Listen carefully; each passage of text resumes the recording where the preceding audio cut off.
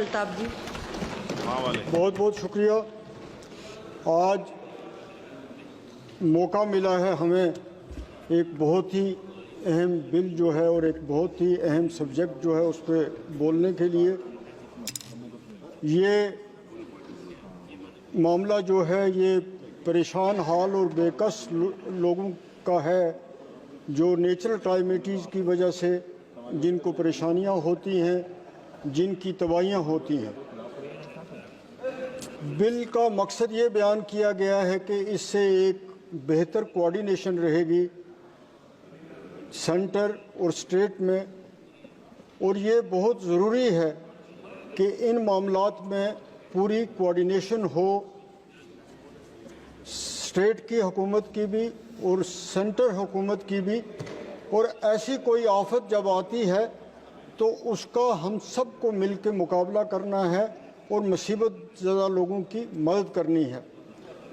तो इसके लिए आपको बिल लाने के लिए भी मुबारकबाद, लेकिन ये बहुत ही ज़रूरी है कि ऐसे लोगों को फ़ौरन इमदाद पहुँचे, राहत पहुँचे, उनके बसाने का, उनके खाने का, उनके रहने का, इन चीज़ों का फ़ौरन नोटिस लिया जाना चाहिए। फ़ौरन मेडिकल रिलीफ हो, इंसानी मदद हो, जो भी हो वो फ़ौरन उन तक लोगों तक पहुंचनी चाहिए, क्योंकि वो वक्त पे नहीं पहुंचती है तो जब नहीं पहुंचती है तो तबाही पूरी हो जाती है। लेकिन अगर फ़ौरन उस पर एक्शन हो जाए तो इंसानी जानें बच सकती हैं, माल इसबाब जो है वो बच सकता है। दूसरी जो हमारी स्टेट है उसमें सैलाब ने भी तबाही की, लैंडस्लाइड्स बहुत ज़्यादा आते हैं, ख़ास तौर पे जम्मू श्रीनगर हाईवे जो है वहाँ पे बहुत ज़्यादा लैंडस्लाइड्स आती हैं। बालतल पे जहाँ अमरनाथ के दर्शन के लिए लोग जाते हैं, केओ पे पिछले साल अचानक वहाँ पे बहुत बड़ी एक पसी आई और कई यात्री जो हैं मर गए। तो कई ऐसे केस जो हैं वो होते हैं। तो ऐसी जगहों पे ख़ास इंतज़ामात जो हैं वो रहना चाहिए जहाँ इतने बड़े लोग जमा हों।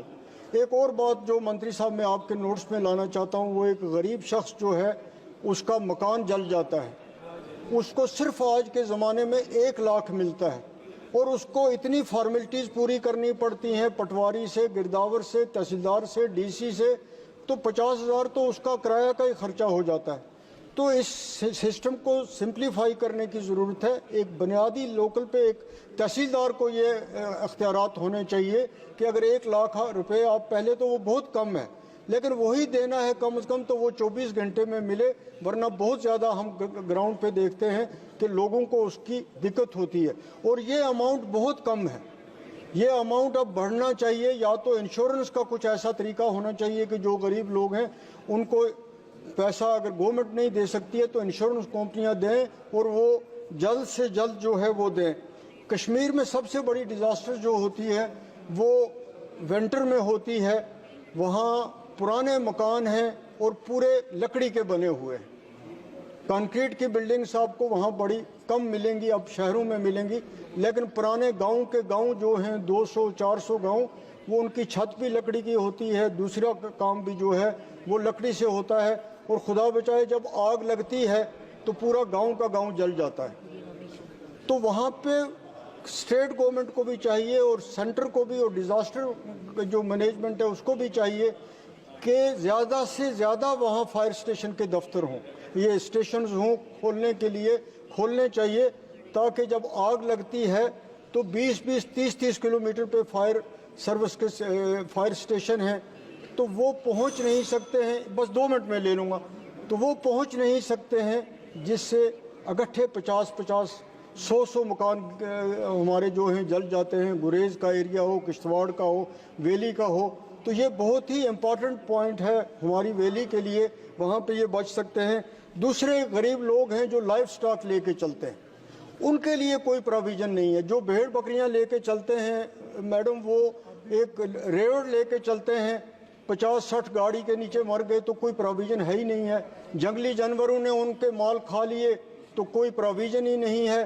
चोर ले गए तो कोई प्रोविजन ही नहीं है, तो वो गरीब बेसहारा बेकस आदमी होता है, उसके लिए कोई ना कोई इस डिज़ास्टर के इसमें होना चाहिए पैसा, इस बिल में भी होना चाहिए, आपकी वैसे भी डायरेक्शन होनी चाहिए। उनको कुछ नहीं मिलता उन गरीब लोगों का। कश्मीर में एप्पल इंडस्ट्री जो है, हमारे बागात जो हैं वो उसके लिए कश्मीर मशहूर है, लेकिन वहाँ भी जब हवाएं चलती हैं, ओले पड़ते हैं, तो हज़ारों कनाल ज़मीन पे हमारे बागात जो है तबाह हो जाते हैं। वहाँ भी फिर इससे माकूल रिलीफ जो नहीं मिलता है, और मिलता भी है तो बहुत बड़ी दफ्तरी तवालत के बाद। मुझे लगता है आप मेरी इन बातों की तरफ पूरी तवज्जो देंगे, और लोगों को, आपका भी फ़र्ज़ है, हमारा भी फ़र्ज़ है कि हम उनको राहत पहुँचा सकें। बहुत बहुत शुक्रिया।